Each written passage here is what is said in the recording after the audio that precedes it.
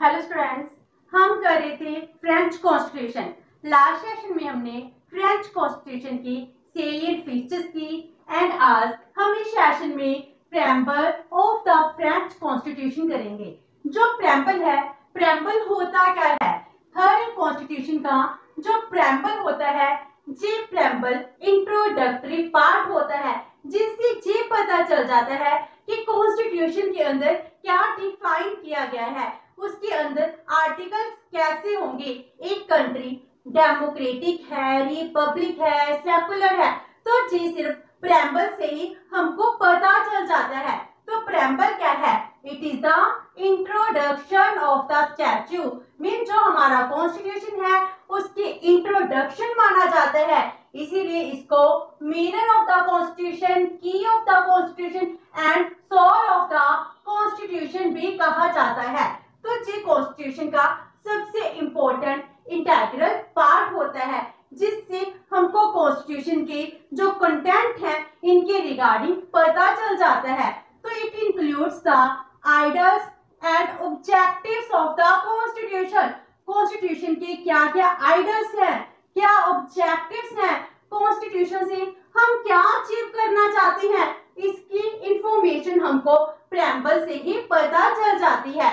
तो इसीलिए प्रेम्बल को क्या कहा जाता है कि to unlock the legislative intent, legislature ने कैसा कॉन्स्टिट्यूशन फ्रेम किया है, लेजिस्लेटिव इंटेंट क्या है, उसका जो इंफॉर्मेशन है वो प्रेम्बल के थ्रू ही हमको पता चल जाती है। तो ये हो गया प्रेम्बल। जो फ्रेंच कॉन्स्टिट्यूशन है इसका फिफ्थ रिपब्लिक है, इसका प्रेम्बल कैसा है? तो प्रेम्बल ऑफ द फ्रांस, जो फ्रांस का कॉन्स्टिट्यूशन है इसका प्रेम्बल। तो जो प्रेम्बल है वो क्या है? जब फ्रेंच रेवोल्यूशन स्टार्ट हुई थी, इस time declaration of the rights of man end of citizen इसको डिक्लेयर किया गया था, उसी को ही ये प्रेम्बल मानते हैं। तो आज का जो इनका प्रेम्बल है, it is the of the present constitution recalls the declaration of the rights of man and of citizen from 1789। It means क्या हो गया? तो जो आज के प्रेजेंट कॉन्स्टिट्यूशन का प्रेम्बल है, जी जो डेक्लेरेशन किया गया था उसी से ही डिराइव किया गया है, उसी को ही रिकॉल करता है।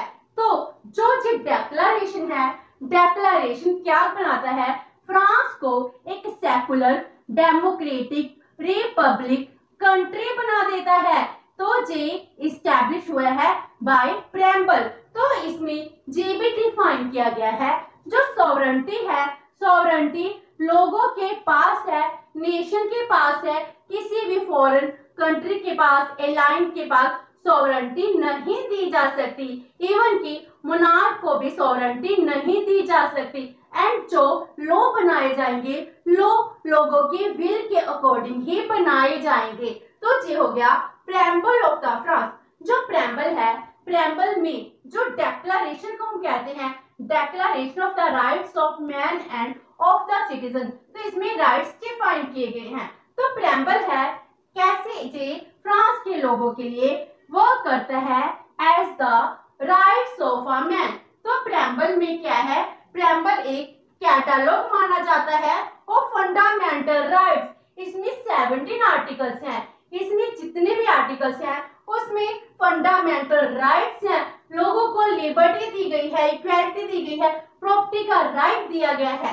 तो ये राइट्स क्या हैं? लोगों को दिए गए हैं। तो it provides liberty, private property, freedom of speech, religion, security, resistance to operation etcetera. इस तरह जो ये फंडामेंटल राइट्स है, जे इसमें प्राइवेट प्रॉपर्टी से लेकर लिबर्टी, इक्वालिटी तक की प्रोविजंस हैं, वो सब डिक्लेरेशन में डिफाइन है। एंड जो आज का प्रेजेंट का कॉन्स्टिट्यूशन है इसमें भी डिफाइन है। जो फ्रांस का कॉन्स्टिट्यूशन है 1946 में बनाया गया था, फोर्थ रिपब्लिक था, उसमें भी जो प्रेम्बल है, प्रेम्बल को डिफाइन किया गया था, जिसमें declaration of the rights of man end of citizens है, इसको डिक्लेयर किया गया था। एंड 58 में वही प्रेम्बल को एज सच अडॉप्ट किया गया है।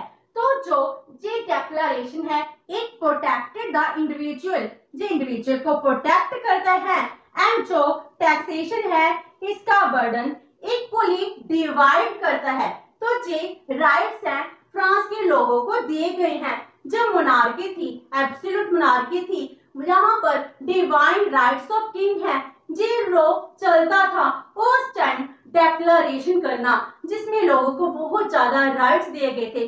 जो declaration of the rights of the man end of citizens है ये बहुत ही इंपॉर्टेंट डॉक्यूमेंट है। इस डॉक्यूमेंट में क्या है 17 आर्टिकल्स थे जिसको प्रिंट किया गया था एंड इसके अलावा जब इसको डिक्लेयर किया गया था तब इसकी हर घर में चर्चा हो रही थी। लोग सिर्फ डेक्लेरेशन को ही डिस्कस करते थे। जैसे आप पिक्चर में देख रहे हो कि कैसे ये डेक्लेरेशन है, डेक्लेरेशन में 17 आर्टिकल्स हैं, वो आर्टिकल्स डिफाइन किए गए हैं एंड इसके बाद हर एक घर में इसको डिस्कस किया जा रहा है। लोग खुश होते हैं कि हमको राइट्स दिए गए हैं। तो जो ये डेक्लेरेशन है it is a human civil rights document है जिसमें ह्यूमैनिटी के रिगार्डिंग उसको सिविल राइट्स दिए गए हैं जो कहां से ओरिजिनेट होते हैं from the French revolution in 1789। इस रेवोल्यूशन से ही इसका जन्म होता है।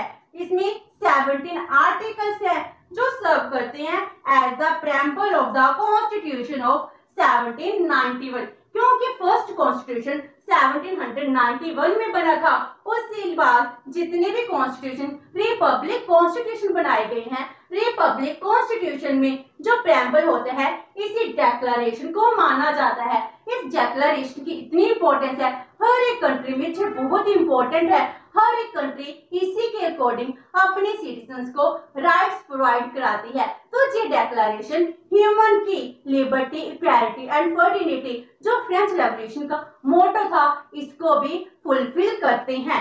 तो जो ये डेक्लेरेशन है it is the one of the basic charters of human liberties which inspired the French revolution. इसी चार्टर ने फ्रेंच रेवोल्यूशन को इंस्पायर किया था। जब 89 में डेक्लेरेशन होता है उसके बाद लोग अपनी लिबर्टी के लिए, राइट्स के लिए मोनार्की से लड़ना चाहते थे, वो अपने राइट्स की डिमांड करना शुरू कर देते हैं। तो इस तरह डेक्लेरेशन है बहुत इंपॉर्टेंट रोल प्ले करता है। Now main sources of the declaration. जो डेक्लेरेशन है जब इसको 1789 में फ्रेम किया गया था तो इसके मेन सोर्सेस क्या है? मेनली जो फ्रांस में एनलाइटमेंट का पीरियड स्टार्ट हुआ था इसमें जो मेजर थिंकर्स हैं वो इम्पोर्टेंट रोल प्ले करते हैं। जैसे Montesquieu J separation of powers की बात करते हैं कि जो पावर्स है सिर्फ एक पर्सन के पास, एक ऑर्गन के पास कंसंट्रेटेड नहीं होनी चाहिए। तो मॉन्टेस्क्यू क्या करते हैं? पावर्स को डिवाइड करने की बात करते हैं। जो रूसो है जनरल विल की बात करते हैं कि जो लॉ है, लॉ कैसे होने चाहिए अकॉर्डिंग टू जनरल विल, जैसे लोग चाहें वैसे ही लॉ बनने चाहिए। मैन क्या है? इट इज बोर्न फ्री और उसके बाद वो शैकल्स में आ जाता है, वो स्लेवरी में आ जाता है, ऐसा नहीं होना चाहिए। वोल्टेयर जो सबसे इंपॉर्टेंट रोल प्ले करते हैं, ये कहते हैं जो स्टेट है, स्टेट को आम पब्लिक को प्रोटेक्ट करना चाहिए। जो स्टेट है लोगों की वेलफेयर के लिए बनाई गई है। तो इस तरह जो लोगों के राइट्स हैं, लिबर्टीज है, इस तरह से इनलाइटमेंट के ऑथर्स है जो इंपॉर्टेंट रोल प्ले करते हैं। उस टाइम के इकोनॉमिक्स हैं, जूरिस्ट है, वो भी क्या करते हैं? वो डेक्लेरेशन में इंपॉर्टेंट रोल प्ले कर रहे हैं। और इसके अलावा जो फॉरेन डॉक्यूमेंट्स है जैसे Virginia declaration of rights 1776, manifesto of Dutch 1780, जिसमें आम लोगों को बहुत सारे राइट्स है वो प्रोवाइड कराए गए थे।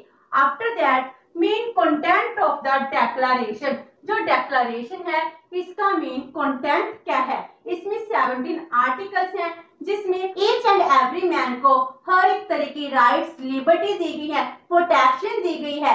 तो इस तरह जो जे आर्टिकल्स हैं, आर्टिकल की मेन समरी क्या है जिसमें जे राइट्स प्रोवाइड कराए गए हैं? First one is human beings are born free. वो फ्री बोर्न हुई है तो उसको शैकल्स में नहीं बांधना चाहिए, तो स्लेवरी खत्म होनी चाहिए। लिबर्टी, प्रॉपर्टी, सेफ्टी हम सबका राइट बनता है। जो नेशन है वो ही सॉवरेन होता है एंड नेशन में जो आम पब्लिक है उनके पास सॉवरेनिटी होनी चाहिए। इसीलिए नेशन में जो भी लॉ बनाए जाते हैं it is the expression of the general will and कोई भी पर्सन आर्बिट्रेरी मैनर से एक्यूज नहीं किया जा सकता, अरेस्ट नहीं किया जा सकता, डिटेन नहीं किया जा सकता, पुनिश नहीं किया जा सकता, जबकि उसके ऊपर जो भी क्राइम है वो लॉ के द्वारा डिटरमिन नहीं होता है। एंड हर एक पर्सन जिसको हम क्रिमिनल मान रहे हैं जब तक उस पर क्रिमिनल केस है वो प्रूफ नहीं हो जाता तब तक अज्यूम किया जाता है कि वो इनोसेंट है। तो हर एक पर्सन को इनोसेंट प्रिज्यूम किया जाएगा एंड हर एक पर्सन को कम्युनिकेशन की, थॉट्स की, ओपिनियन की फ्रीडम दी गई है। वो अपने व्यूज को एक्सप्रेस कर सकते हैं, उसको स्पीच की फ्रीडम है, इवन की रिलीजियस फ्रीडम भी दी गई है, क्योंकि उस टाइम रिलीजन के नाम पर भी लोगों के साथ बहुत ही ज्यादा मिसबिहेव हो रहा था, तो रिलीजन की भी फ्रीडम दी गई है।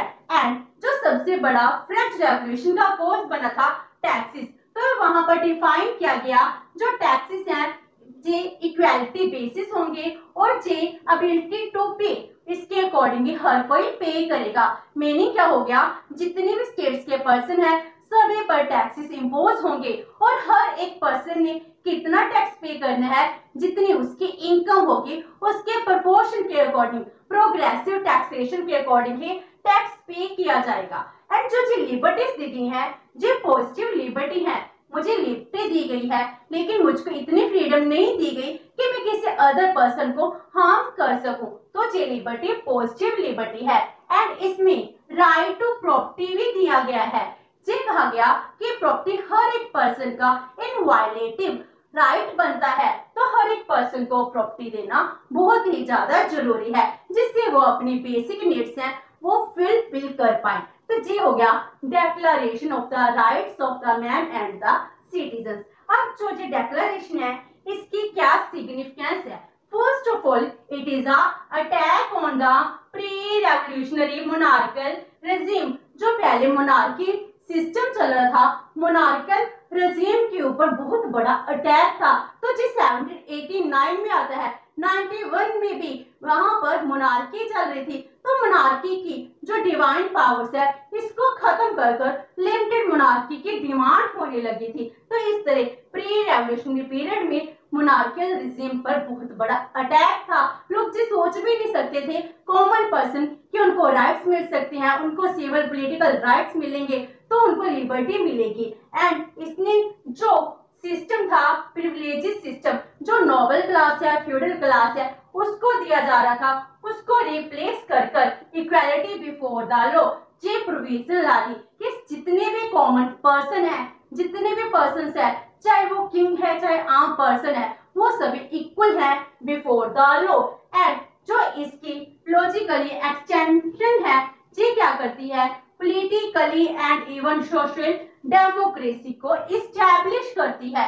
ये कहती है, जब हम डेक्लेरेशन पढ़ते हैं तो इससे पता चलता है कि फ्रांस एक डेमोक्रेटिक कंट्री बन रहा है। तो ये जो declaration of the rights of the man end of the citizens है, ये डेक्लेरेशन एज अ प्रेम्बल आज तक फ्रांस के कॉन्स्टिट्यूशन में अडॉप्ट किया जाता है, जिसकी अपने आप में ही बहुत ज्यादा इम्पोर्टेंस है। तो विद दिस हमारा जो preamble of the French constitution है ये कंप्लीट होते हैं। नेक्स्ट सेशन में हम एग्जेक्टिव करेंगे जो इसका एक ऑर्गन है।